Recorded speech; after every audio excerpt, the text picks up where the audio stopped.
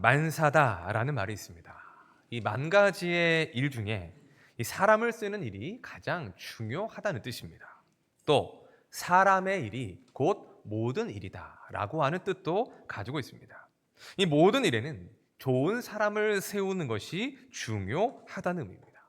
그 인사에 따라서 모든 일의 성패가 결정될 수 있기 때문이지요. 자, 그래서일까요? 학교도, 기업도, 정부도 때마다 좋은 인재를 뽑기 위해서 노력합니다. 그 도지만 그렇습니까? 가정도 그렇죠.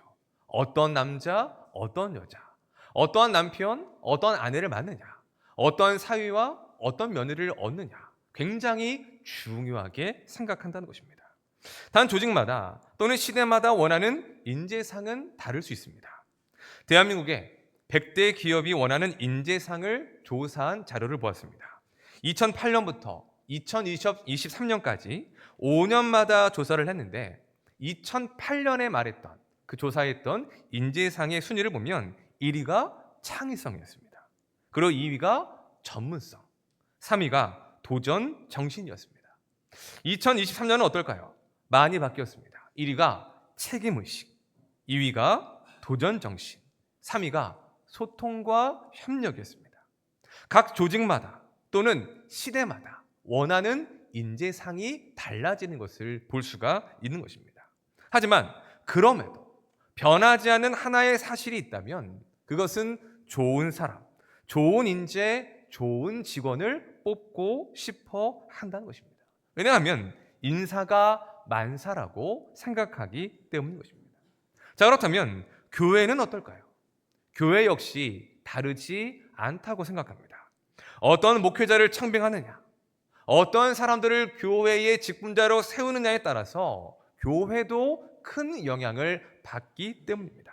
그만큼 공동체 역시, 교회 역시 사람이 중요한 것입니다. 자, 그렇다면 교회는 어떠한 사람들을 교회의 직분자로 세워야 할까요? 하나님께서 원하시는 직분자 상은, 직분자의 기준은 무엇일까요? 오늘 말씀을 통해서 하나님께서 원하시는 직분자 상에 대해 직분자의 기준이 무엇인지를 살펴보면서 우리가 그러한 사람이 되기를 소망하고 또한 오늘 있을 피택 선거를 통해 그러한 직분자를 선출할 수 있는 이 시간이 되었으면 좋겠습니다. 자, 사도행전 6장은 교회를 섬기고 성도들을 위해서 일할 수 있는 직분자, 집사를 선출하여 세우는 사건을 기록하고 있습니다. 왜 예루살렘 교회가 집사를 세우게 되었습니까? 12명의 사도들만으로는 말씀과 기도의 사역, 또한 구제의 사역들을 감당할 수가 없게 되었기 때문입니다. 갑작스럽게 너무나도 많은 사람들, 많은 성도들이 교회 공동체로 몰려들었기 때문입니다. 그래서 사도들은 말씀과 기도에 전념하고 구제와 재정 출납의 일들을 감당할 수 있는 그러한 집사들을 세우고자 한 것입니다. 여기서 우리는 이 집사라는 직분의 의미를 다시 한번 생각해 보아야 됩니다. 집사는 헬라어로 디아코노스라는 단어를 사용합니다. 그 뜻은 섬기는 자, 종, 하인이라는 뜻을 가지고 있습니다. 즉, 집사란 무엇이냐? 집사는 누구이냐? 종과 하인이 되어 섬기는 사람이 바로 집사라는 것을 말씀해 주는 것입니다. 이것은 집사의 직분만에 해당되는 것이 아닙니다. 모든 직분이 동일합니다. 목회자, 장로, 권사, 안수집사 등 교회 내에 있는 모든 직분은 그 모든의 직분의 본질은 바로 섬기는 일들에 있다는 것입니다. 하나님을 섬기고 주의 몸된 교회를 섬기며 성도들을 섬기는데 어떠한 위치에 섬깁니까? 종이 되고 하인이 되어 섬기는 것, 바로 그것이 직분의 본질인 것입니다. 그런 차원에서 직분자가 된다는 것, 세상처럼 명예를 얻는 것이 아닙니다. 승진을 하는 것도 높아지는 것도 아닙니다. 오히려 반대이죠. 낮아지는 것입니다. 어디까지 낮아집니까? 종이 되기까지, 하인이 되기까지 낮아지는 것입니다. 그런 마음과 태도로 섬기는 것이 바로 직분자가 된다는 의미인 것입니다. 자, 그러면 성경은 어떤 이들을 집사로 세우라고 말씀하실까요? 그게 두 가지의 기준이 있습니다. 첫째, 성령으로 충만한 사람입니다. 자, 우리 본문 3절 말씀을 보겠습니다. 3절 시작. 형제들아, 너희 가운데서 일곱을 택하라. 우리가 이 일을 그들에게 맡기고. 아멘. 첫 번째 기준이 무엇입니까? 성령으로 충만한 사람입니다. 자, 그래서 우리가 주목해 볼 것은 6장 내에서 이 집사들을 다양하게 표현하고 있다는 것입니다. 3절을 보면 성령과 지혜가 충만한 사람이라고 말씀하고 있습니다. 또 5절을 보면 집사들을 선출했을 때에 믿음과 성령이 충만했다라고 표현하고 있습니다. 또 8절을 보면 스데반을 은혜와 권능이 충만했다라고 말씀하고 있습니다. 성령, 지혜, 믿음, 은혜와 권능까지 나오고 있다는 것이죠. 이 모든 것들은 단 하나로 정리할 수 있습니다. 그것이 무엇이냐? 바로 성령의 충만입니다. 왜냐하면 지혜도, 믿음도, 은혜와 권능, 그 모든 것들은 성령께서 성령으로 충만한 이들에게 주시는 선물이고 은사이기 때문인 것입니다. 성령으로 충만한 사람은 지혜가 충만합니다. 왜냐하면 성령께서 지혜의 영이시기 때문입니다. 또 성령으로 충만한 사람은 믿음이 충만합니다. 왜냐하면 성령께서 우리 안에서 계속적으로 우리에게 믿음을 주시고 어떠한 상황에서도 흔들리지 않도록 우리의 믿음을 붙들어 주시며 견고하게 지켜 주시기 때문입니다. 또 성령으로 충만한 사람은 은혜와 권능이 충만합니다. 왜냐하면 성령께서 주를 섬기며 주의 몸된 교회를 위하여 일하는 자들에게는 필요한 능력과 필요한 은사를 허락해 주시기 때문입니다. 그런 의미에서 지혜가 충만하다, 믿음이 충만하다, 은혜와 권능이 충만하다라는 것은 한마디로 성령으로 충만한 사람이라고 말할 수 있는 것입니다.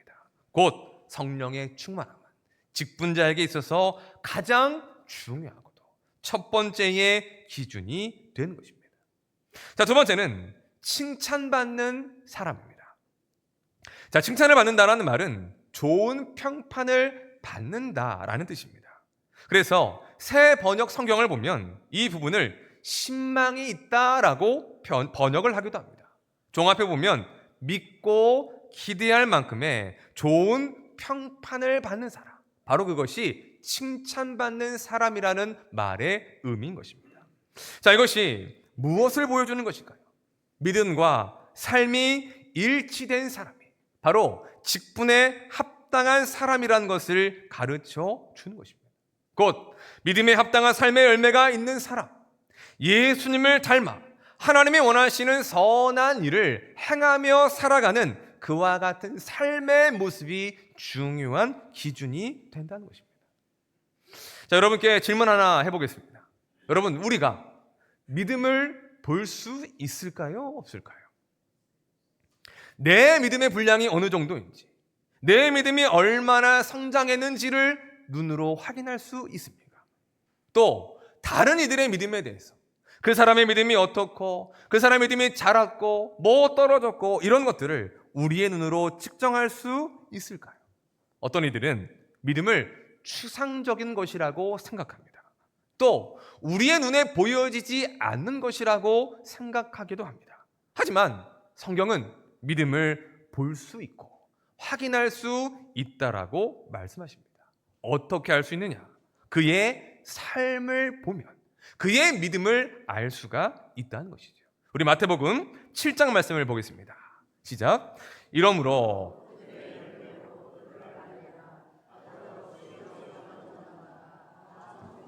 들어갈 것이 아니요 하늘에 계신 내 아버지의 뜻대로 행하는 자라야 들어가리라. 아멘. 예수님이 뭐라고 하십니까? 열매로 그들을 알리라 라고 말씀하고 있습니다. 열매로 안다는 것은 무엇을 말하는 것이냐? 그가 진정으로 믿음이 있는지, 그가 진정으로 예수를 따르는지, 그가 진정으로 하나님을 믿어 구원에 이른 사람인지를 그의 삶의 열매를 보고 판단할 수가 있다는 것입니다. 아무리 입으로 주여 주여를 외치고 예수님을 따라다니고 예배를 드린다 할지라도 정작 삶 속에서 하나님의 뜻대로 행하는 삶이 없다면, 그 믿음과 말씀에 순종하는 삶이 없다면 그 사람은 참된 믿음의 사람이라고 말할 수가 없다는 것입니다. 예수님은 이 말씀 속에서 이런 말씀도 하시죠. 못된 나무는 어떤 열매를 맺습니까? 못된 열매를 맺습니다. 좋은 나무는요, 좋은 열매를 맺습니다. 못된 나무가 좋은 열매를 맺을 수 없고, 좋은 나무가 나쁜 열매를 맺을 수 없다는 것입니다. 무엇을 통해 알 수 있습니까?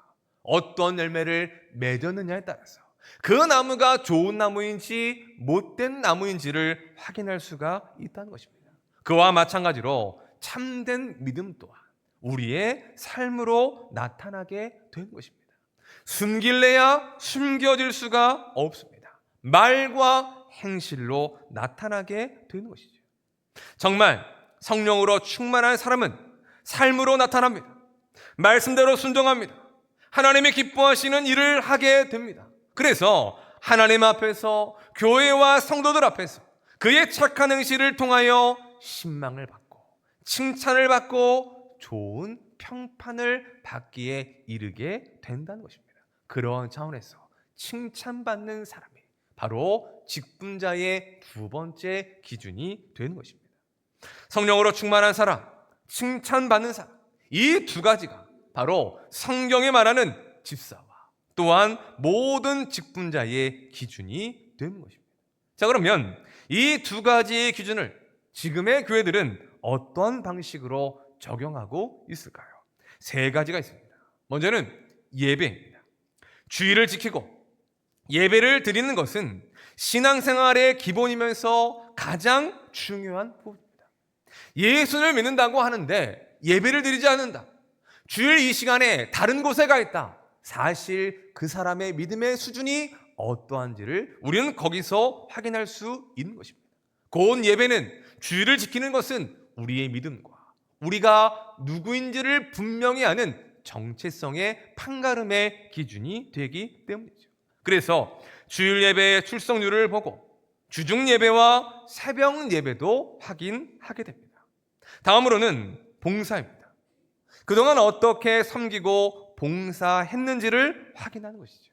어떠한 마음과 태도로 봉사를 했는지를 확인합니다. 또 이름만 올려놓지는 않았는지, 정말 손과 발로 그 일들을 행했는지, 말과 입으로만 행하지 않았는지를 살펴봅니다. 또한 섬기는 이들과 한 마음과 한 뜻으로 협력하여 봉사를 했는지까지 확인합니다. 그 이유는 그 봉사의 삶을 통해 그 마음 가운데 있는 진정한 하나님을 섬기고자 하는 마음과 그 믿음을 확인해 볼 수가 있기 때문인 것입니다. 마지막으로 헌금입니다. 우리가 드리는 모든 헌금은 믿음의 고백입니다. 그래서 헌금 생활을 보는데 특히 11조를 드리는가를 중점으로 보는 것입니다. 여러분, 11조를 왜 우리가 하나님 앞에 드려야 할까요? 11조는 내가 가진 모든 소유의 주인이 하나님이시다라고 하는 믿음의 고백이 담긴 예물이기 때문입니다. 또한 나는 내 힘으로 사는 것이 아니라, 내가 열심히 수고하여 사는 것이 아니라 그 모든 일들을 통하여 하나님께서 나에게 베풀어 주시는 은혜로 삽니다라고 하는 믿음의 고백이기 때문입니다. 그래서 성경은 다른 헌금에 대해서 강조하지 않으시지만 특별히 11조에 대해서는 강조하십니다.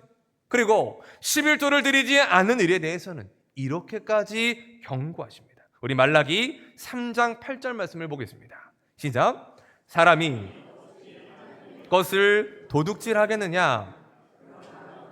나의 것을 도둑질하고도 말하기를 우리가 어떻게 주의 것을 도둑질하였나이까 하는도다. 이는 곧 11조와 봉헌물이라. 아멘.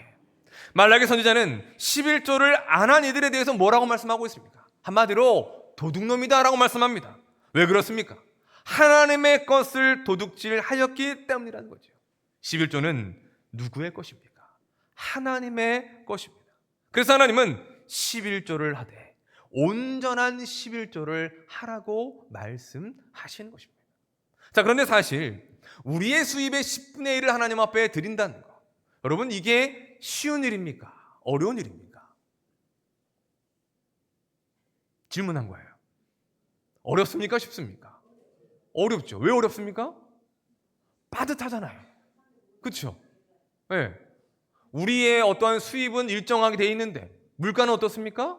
날마다 오릅니다. 눈을 뜨고 일어나면 날마다 오르는 게 물가인데 우리 월급은 뭐라 그래요?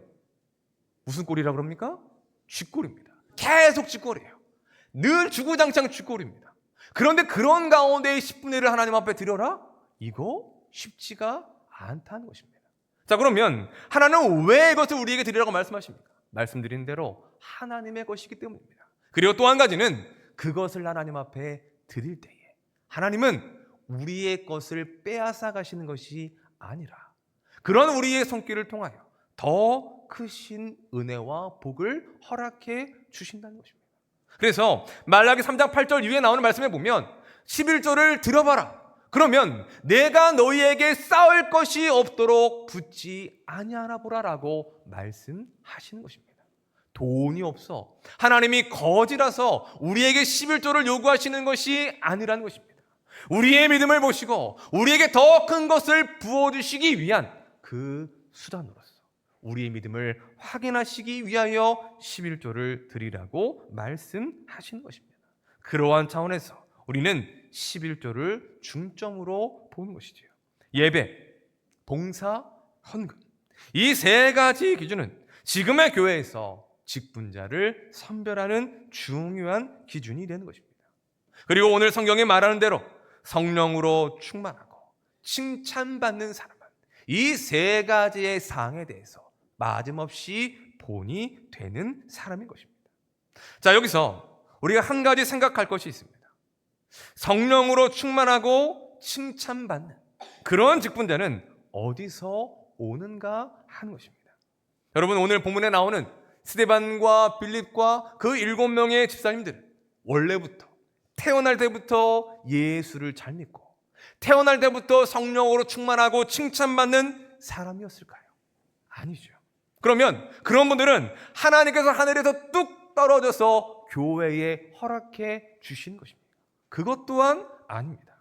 무엇을 통해 만들어지느냐? 교회 공동체 안에서 만들어진다는 것입니다.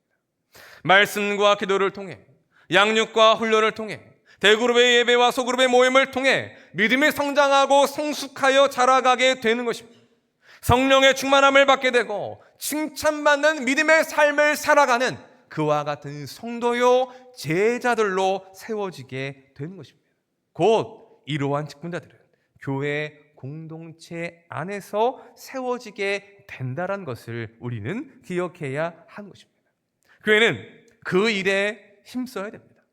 말씀과 기도, 양육과 훈련, 예배와 소그룹, 그 균형 있는 사역을 통하여 성도들로 하여금 믿음이 자라가게 하고 성령으로 충만하여 칭찬받는 삶이 되도록 하는 그 자리에까지 함께 나아가야 되고 이끌어야 하는 것입니다. 때마다 세례받는 성도들이 교회 안에 있어야 하는 것처럼 계속해서 그러한 직분자들을 세워갈 수 있어야 하는 것입니다. 그것이 바로 하나님을 위한 일이며 또한 주의 몸된 교회를 위한 일이기 때문인 것입니다. 말씀을 준비하면서 또 피택 선거를 준비하면서 성도들과 항전적으로 지원하신 분들에게 두 가지의 마음이 들었습니다. 하나는 죄송한 마음이고 또 한 가지는 감사한 마음이었습니다. 죄송한 이유는 교회의 어려움 때문에 마땅히 가르침을 받고 훈련받아야 되는데 그 기회를 온전히 드리지 못했기 때문입니다.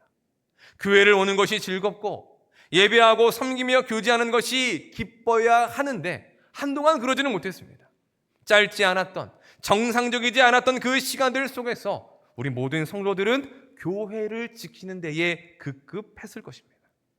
몇 년 동안 예배 외에 말씀의 가르침을 받는 일이나 양육과 훈련이 중단되었습니다. 교회에서 일하고 섬기고자 하는 마음이 들어야 되는데 교회의 상황상 그런 마음이 들 수가 없었던 것이죠. 그런 차원에서 성도들과 항존직으로 지원하신 분들께 죄송한 마음이 들었습니다. 또 한편으로는 감사한 마음도 들었습니다. 그런 어려운 시기를 거치며 예산한 공동체의 일원으로서의 그 자리를 지켜주셨기 때문입니다. 그 힘든 시간 동안 떠나고 싶은 마음 없었을까요? 이 꼴, 저 꼴, 얼마나 우리가 보지 말아야 될 그런 일들을 많이 보았습니까? 그래서 마음 편하게 모든 것을 내려놓고 다른 교회에서 마음 한번 편하게 예배드리고 싶은 그런 마음이 없었겠습니까? 있었을 것입니다. 그럼에도 참고 견디며 이 자리를 지킨 것입니다. 게다가 항존직이 어떤 자리인지를 알면서도 지원하신 분들이 있다라는 게 감사했습니다.